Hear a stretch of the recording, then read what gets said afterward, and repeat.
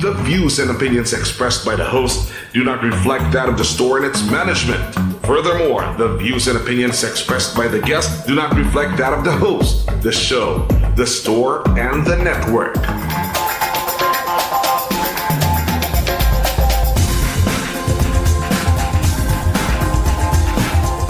Tonight with Boy Abunda. Hello, good evening. I'm Tito Boy and I have this guest na kailangan nila ako at kailangan ko din sila dahil meron akong kailangan gawin.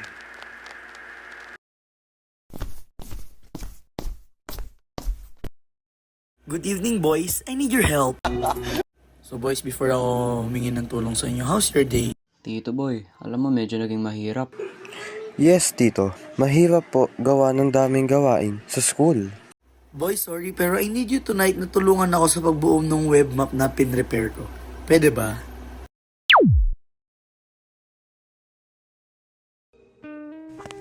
Isang maikling salaysay na may iisang pangyayari at tumatalakay sa isang mahalagang sitwasyon o damdamin ng pangunahing tauhan na may tiyak na simula, gitna at wakas.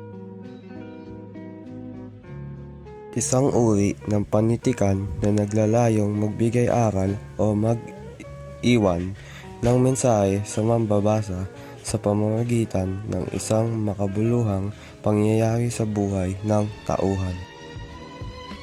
Isang akdang pampanitikan na may maikling haba ngunit masining ang pagkakalahad ng kwento upang pukawin ang emosyon at isip ng mambabasa. Isang uri ng akdang pampanitikan na may maigsi ngunit makabuluhang salaysay, na madalas ay may elementong dramatiko o emosyonal at tumutukoy sa isang makapangyarihang pangyayari o personal na karanasan. Isang uri ng panitikan na naglalaman ng isang masining na paglalahad ng isang pangyayari o karanasan ng isa o ilang tauhan sa maikling panahon. Isang uri ng kwento na may simpleng banghay o daloy ng kwento, karaniwang umiikot sa isang tema o paksa, at mayroong mahalagang aral o mensaheng nais iparating. Tonight with Boy Abunda. Since this is TWBA, we have to do fast talk. Let's do fast talk. This one is interesting. Now, what is your nickname? Rap.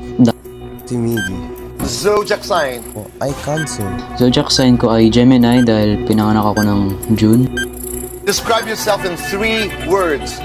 Silent, resilient, hardworking. One thing you do when no one's watching. Sa pagtulong ng kapwa. Why?